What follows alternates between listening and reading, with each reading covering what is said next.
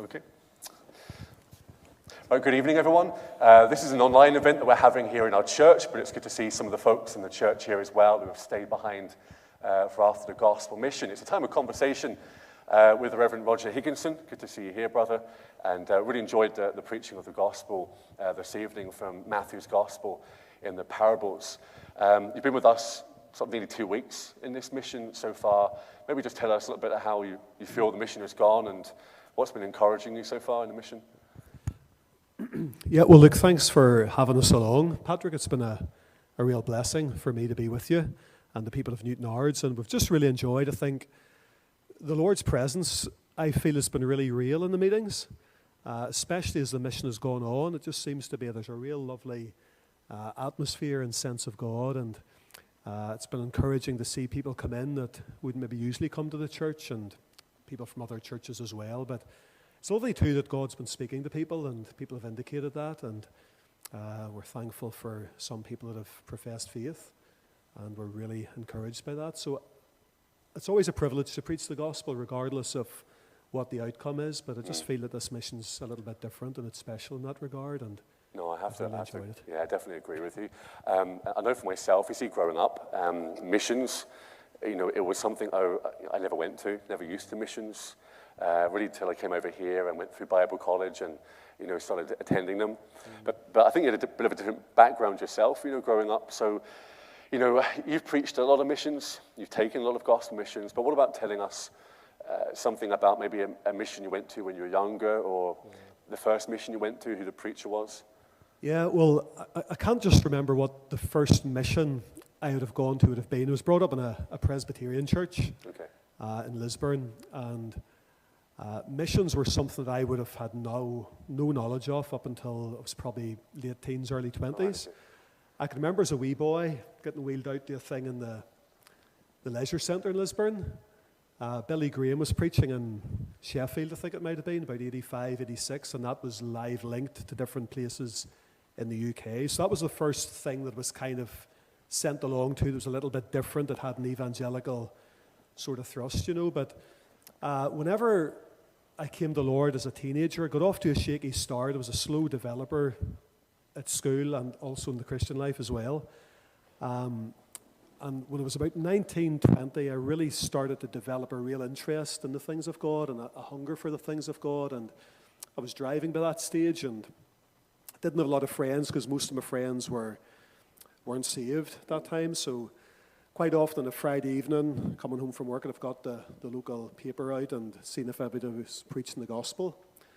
And I remember Samuel Workman was preaching in the Christian Workers Union in Lisburn, along with a man called Dean Hutchinson, who was actually a Church of Ireland minister.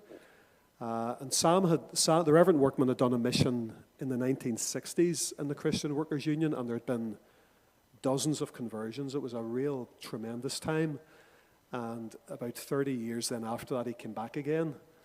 And I remember that being a tremendous time, and going to the prayer meetings before the services and praying in those meetings and those men being there. And the faith mission as well would have had a great influence in my life as a young Christian. And I remember going to a lot of faith missions around the area and maybe taking part in those a little bit and testifying and maybe filling in the odd night. And but one big one was in 1999, the Reverend McRae from Ackerfeld had a mission in Rich Hill.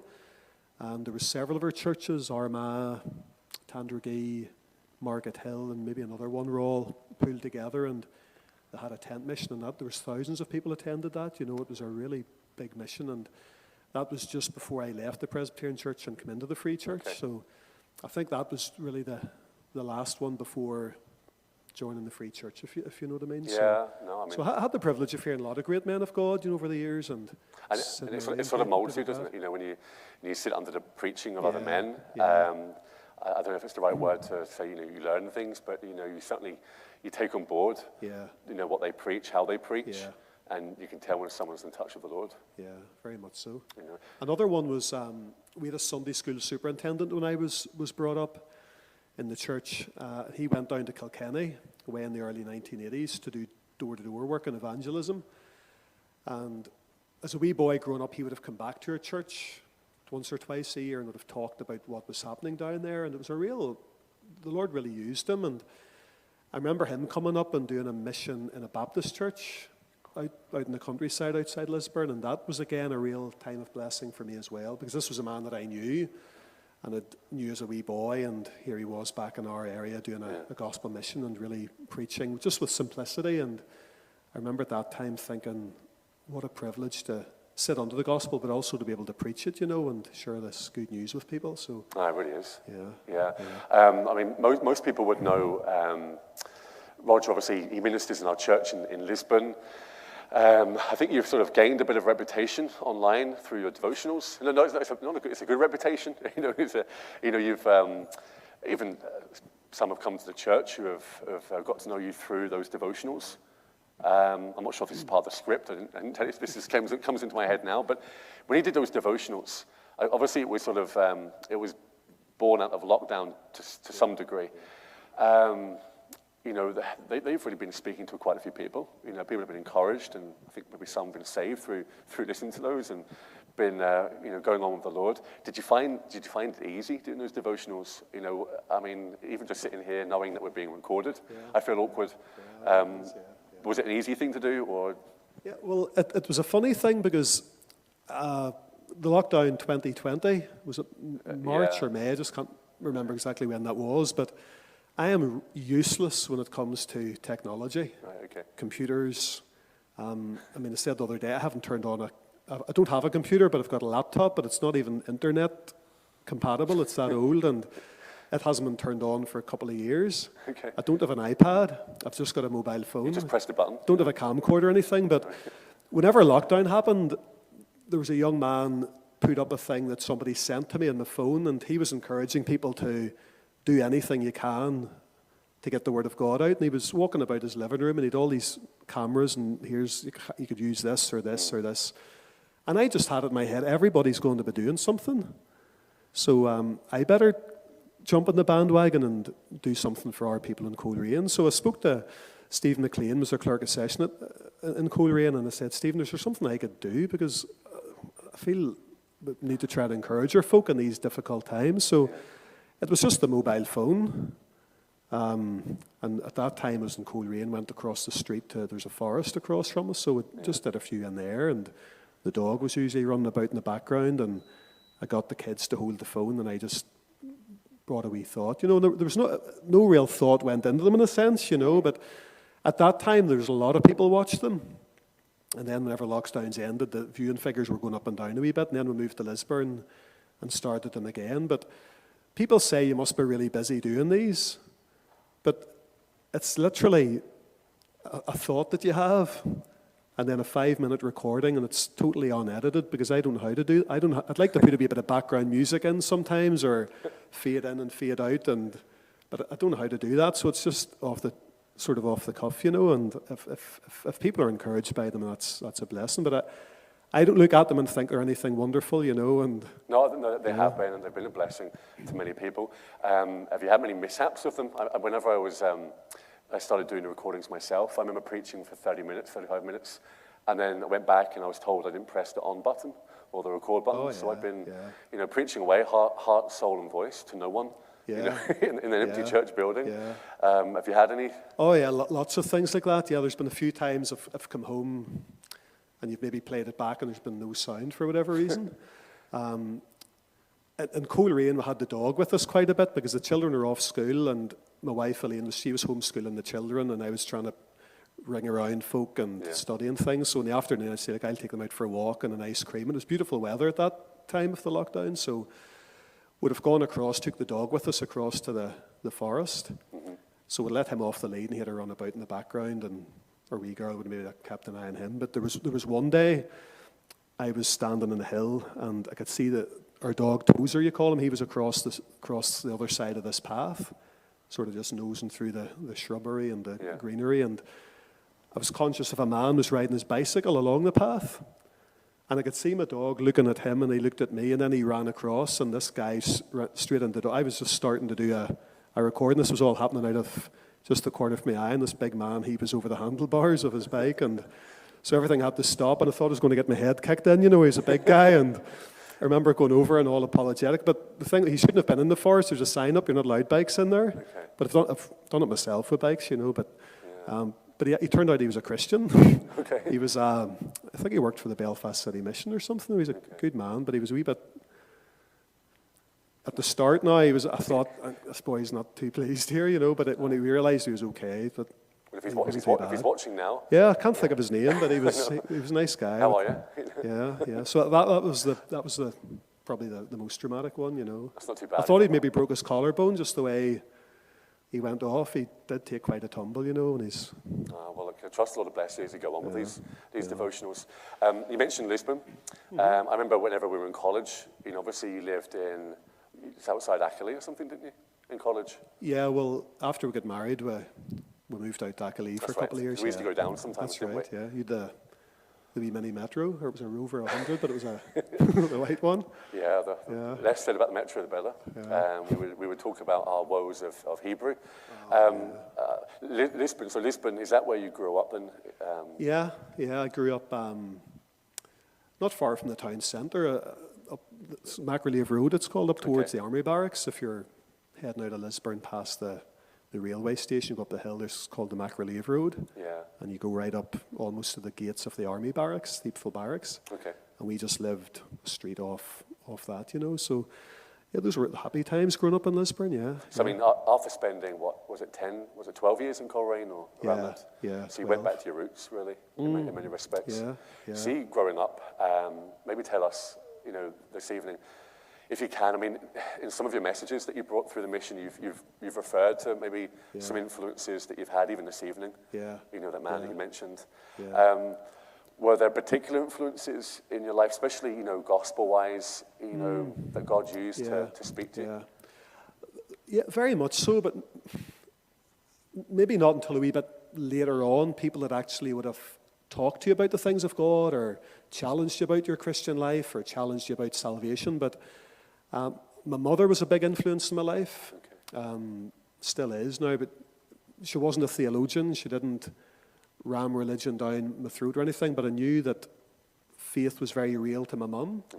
I mean, in school holidays, I remember if you looked through the bedroom door, she'd have been sitting reading her Bible and doing her readings and saying her prayers and things, and that was an influence, just the thought that I knew she loved me, but I knew she had a faith in God that was real. Yeah. My grandmother as well had come to faith quite later on in life through a very difficult circumstance that she had passed through, and she would have been a bit like my mum, quiet about her faith, but it was real and evident. And then my mum had a sister, and that was my aunt and her husband, and they had 2 boys as well. I had a brother, so it was 2 of us, and then there's these 2 lads as well, and they would have been very good to us as children, and they would have got the gospel into our home as well a wee bit, and but then when I started going to youth fellowship in church with a really good youth leader, a guy called James Martin, and I would still see James from time to time, and he was a tremendous encouragement,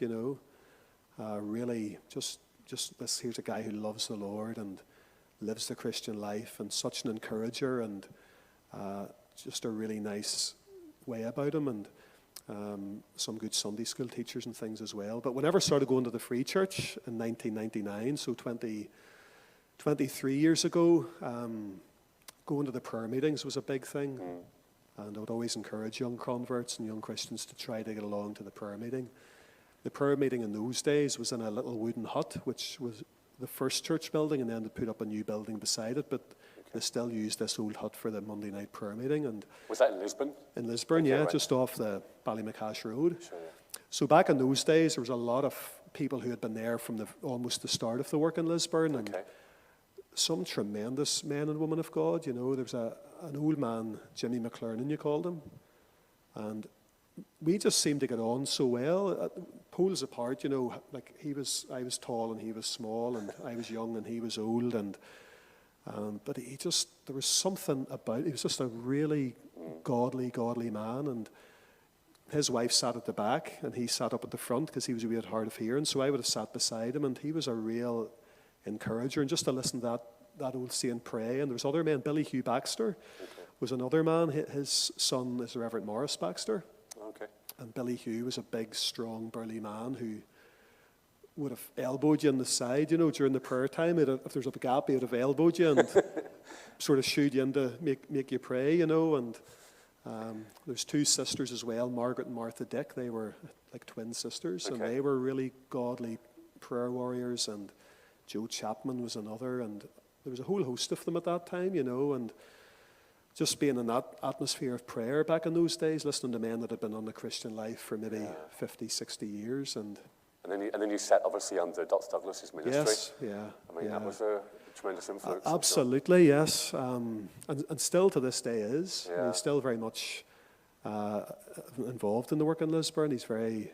Did you ever think you would, sorry about it, did you ever think you would sit under his ministry and then sit with him in the pulpit? No, not at all, no. Yeah, that's amazing. But he's a very humble man, and he's such a knowledge of Scripture. He is such an encourager, such a man of prayer as well. And I count it a tremendous privilege to have a man like that sitting behind you, and you know that he's praying for you and really with you in the work, and so Dr. Douglas and the Reverend Thomas Martin as well. When I went to Lisburn, had, I suppose, fairly recently been ordained, maybe a couple of years before I went, and I thoroughly enjoyed his gospel ministry as well, and so it was a real exciting time as a young Christian, in those days, coming out of Presbyterianism and into the Free Church. And I left a lot of good people behind in the Presbyterian Church, but I was coming in very much as a loner, an outsider, didn't know anybody. But the preaching ministry, the gospel on the Sunday night, the preaching and teaching on the Sunday morning, and the Bible study, and then these old praying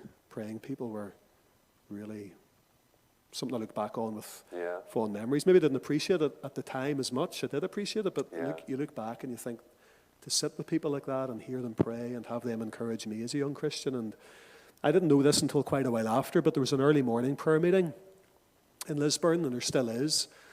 I could never get to it because I started my work at 7, which was the time the prayer meeting started at. But I didn't know this until an elder in Lisburn told me recently that those old men, when I started going to the church in Lisburn, they were praying that God would call me into the full-time service and get me into Bible college and get me into the ministry. And I didn't know that. None of them ever told me that. Yeah.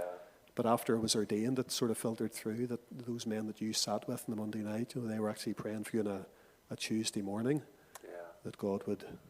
And funny, my mother as well, I didn't know this either, that whenever I was ordained in Coleraine, my mum sent me a wee card.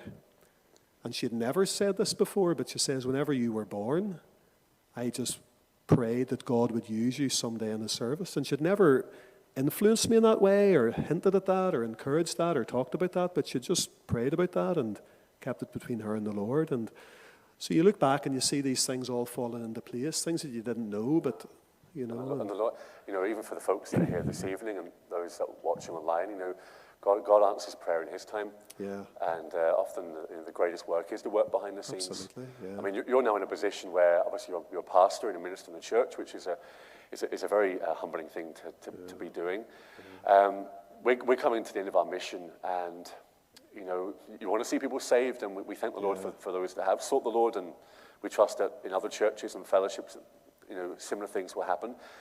I personally found that whenever I was saved, the first stages of living the Christian life, for me they were particularly very difficult. And I think, being a Christian for the first time, and then maybe you've never had any Christian background, and you sort of look ahead, it seems daunting. What do you do next? I mean, it's one thing to profess, but discipleship going on.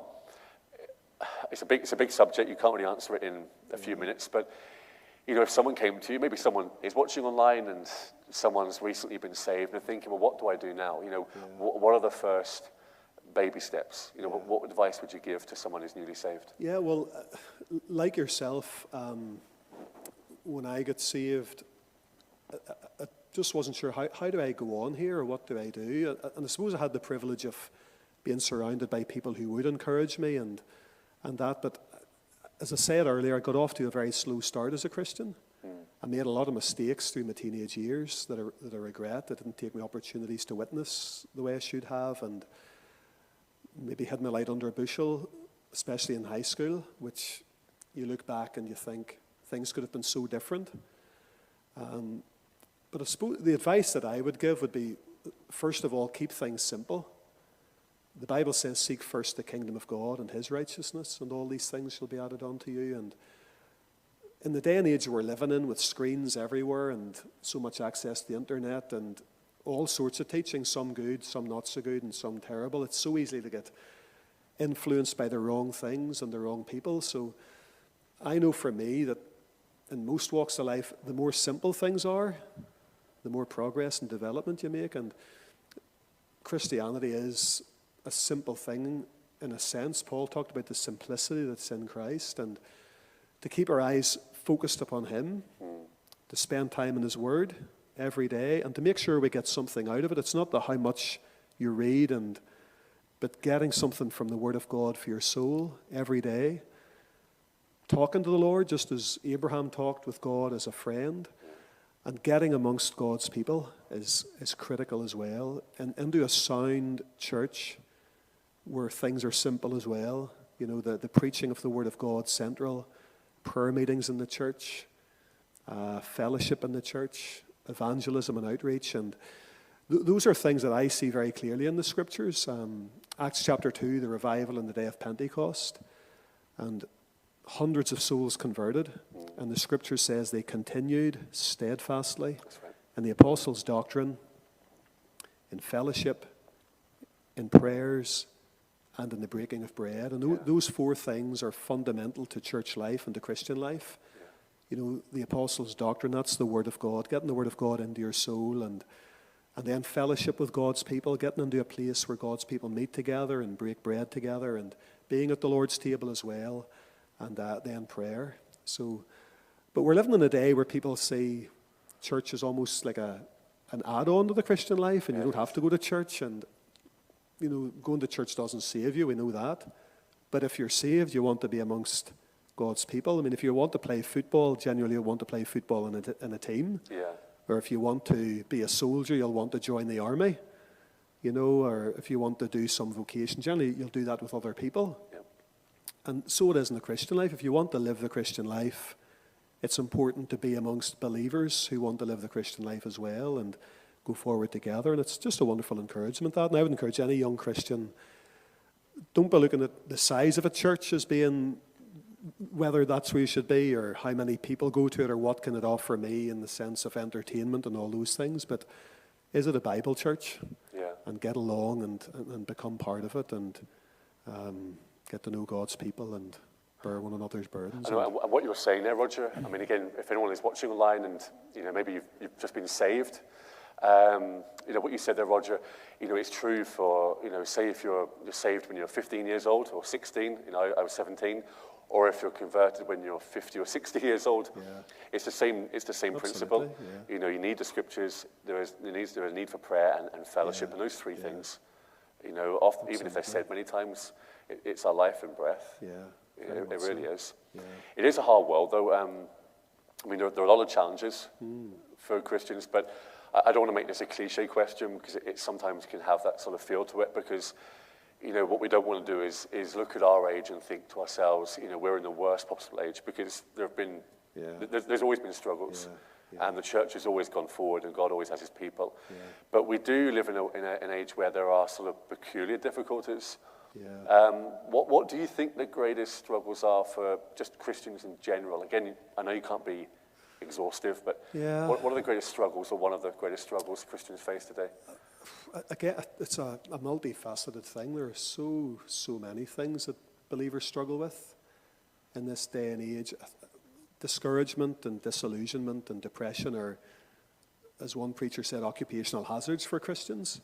We can get very disillusioned whenever we look at the church in this day and generation, because there's a lot of, sadly, superficiality.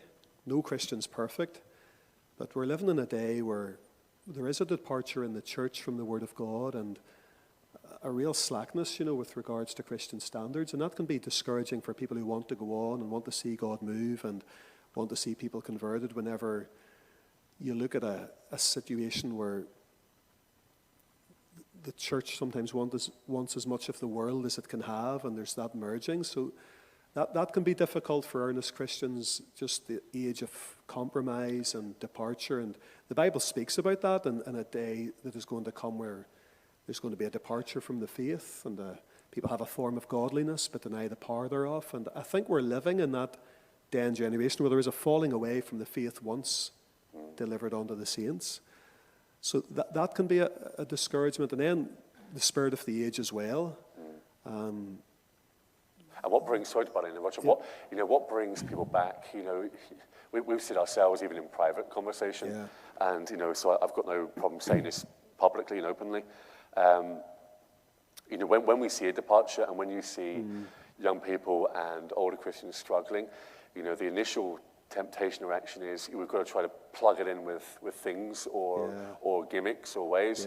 But this week, or the last couple of weeks, and many missions you've done, I'm not saying other things shouldn't be done, but just getting the life of the gospel back into the church. It's so important, isn't it? Absolutely. I think I'm talking there about compromise in different circles, and there's a decentralizing of the cross in this day and generation, and even in evangelical circles, and dare I say even in our own circles, it can be a very real danger as well. Where the cross of Christ is not the attraction and not the central thing. And there can be a temptation to try to bring in other things, like the children of Israel in the journeys through the wilderness, and they were fed with manna from heaven. And whenever God provided that initially, they were thrilled, and it was there every morning, and it was fresh, and it was new, and it was sweet, and it was pure, and it was nutritious, and it satisfied them, and it had the dew of heaven upon it. But they got to a stage where they began to despise the thing that they once loved, and they said, our soul loatheth this light bread, give us something else. And then the quails came, and they murmured about that, and it just was always getting away from the thing that came from heaven first and foremost. And the Bible speaks about the gospel being sent down from heaven, and the central truth of the gospel is the atoning work of our Saviour.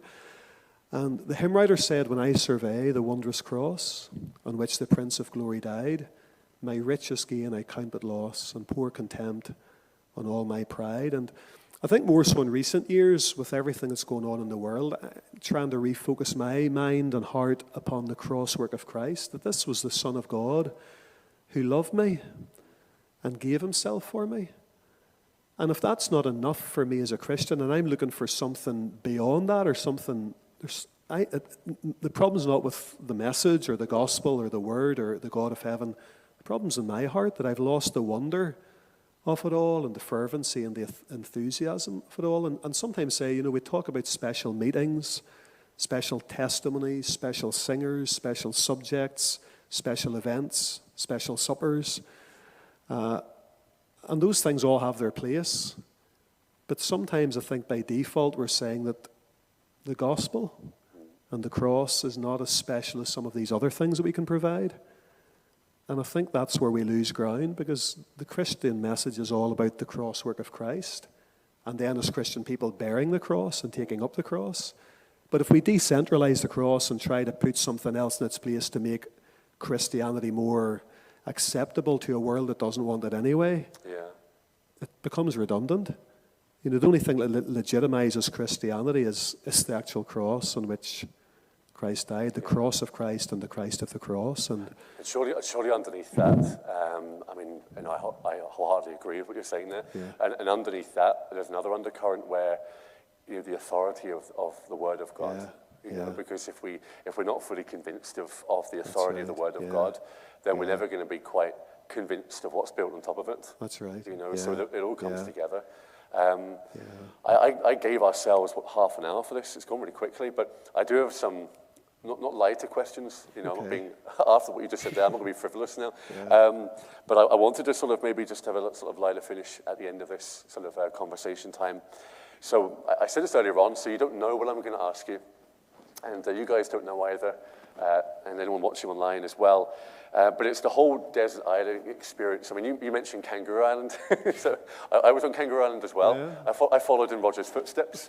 I didn't meet many kangaroos in the process. Did you not? Not on Kangaroo Island. No, we were, the first night we were on Kangaroo Island, I was putting up a tent.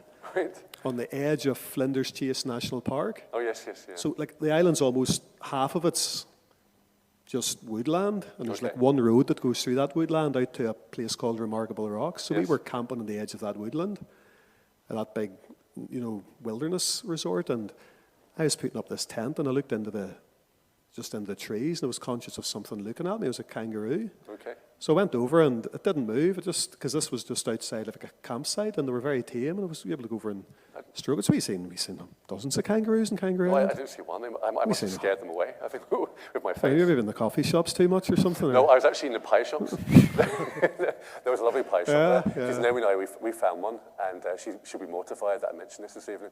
But we went there, and we were really hungry, and we just pulled up, and there was this small, sort of obscure-looking store. You know how they had the iced coffee milk, the Farmers Union iced coffee milk. So it was either iced coffee milk, and then you had a rack of these pies, and they were so good. Yeah. So I think I was that heavy, I couldn't move after. Yeah, that iced coffee was Right, something so else.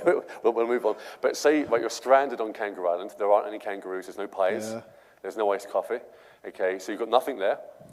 So it's the whole desert island scenario I'm going to finish with this evening. And I've got a list of things here. So along with the Bible, because we need the Bible, which 3 Christian books would you take with you, and, well, why?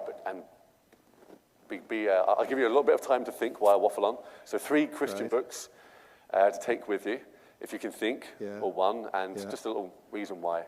Yeah. Jensen's Bible Survey, do you know it? I don't actually know. It's a 2-volume set, so I'm allowed to take 2 volumes, or? No. No? Yes, you can. Yeah, okay.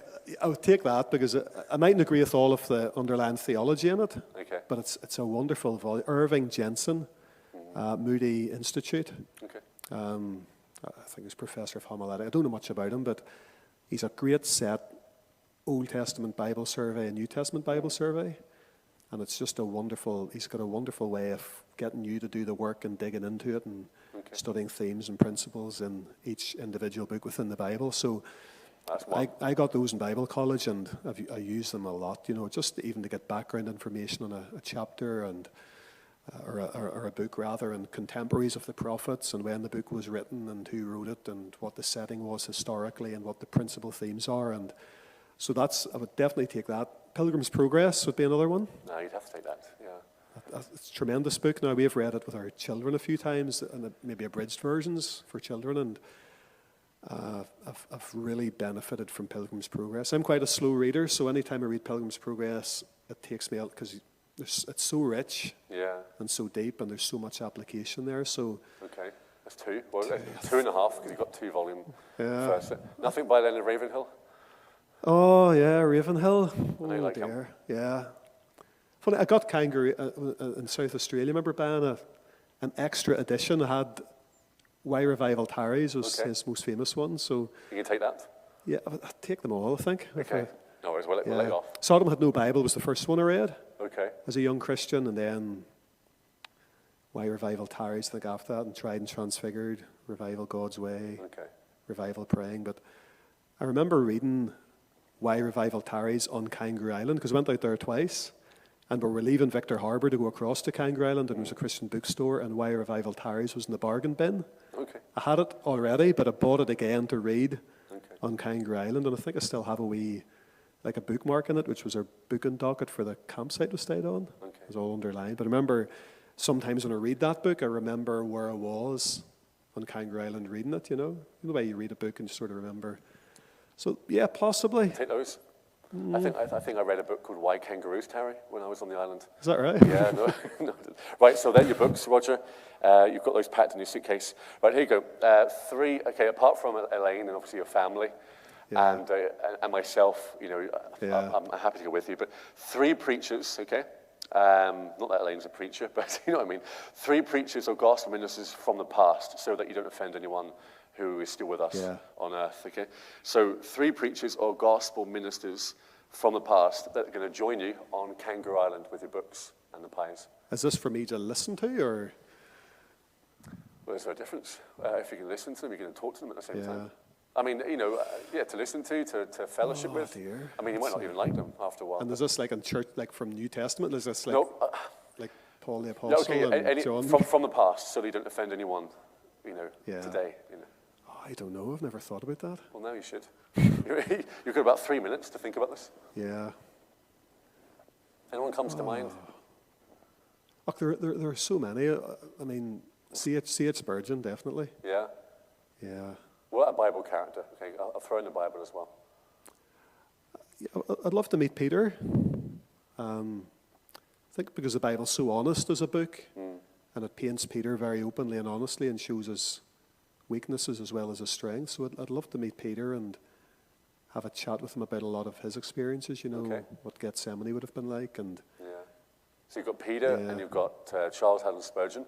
Yeah. Who's going to make up this Probably I'd go for W.P. Nicholson after that, because as a young Christian, I read a lot of any books you could get on Nicholson sermons I read, and I listened to a lot of his tapes. And I would say probably as a young Christian growing up, yeah. I would like to see Nicholson and Spurgeon together. Yeah. It'll be interesting.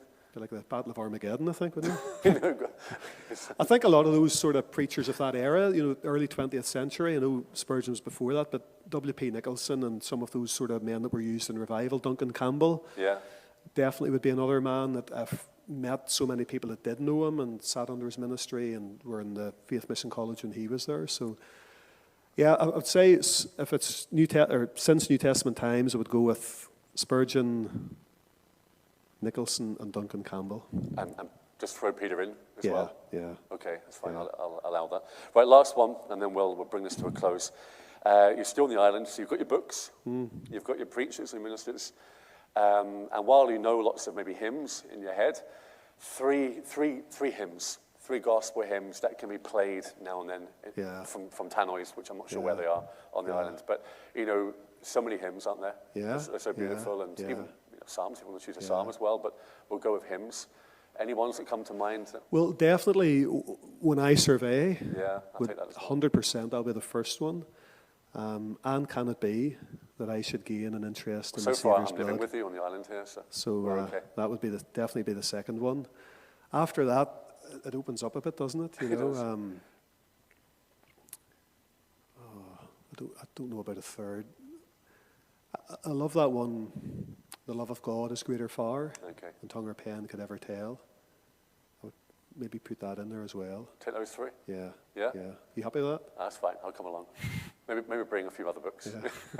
But, no, that's good. That's good.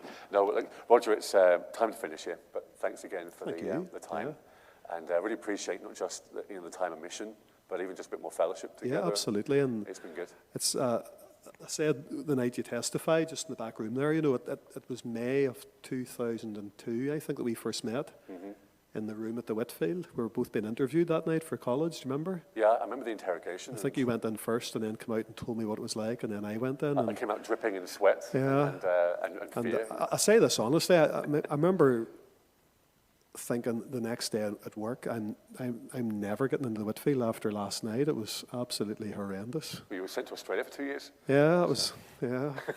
So it came true. Yeah, but thank you, Patrick, for your fellowship and friendship and for having me along.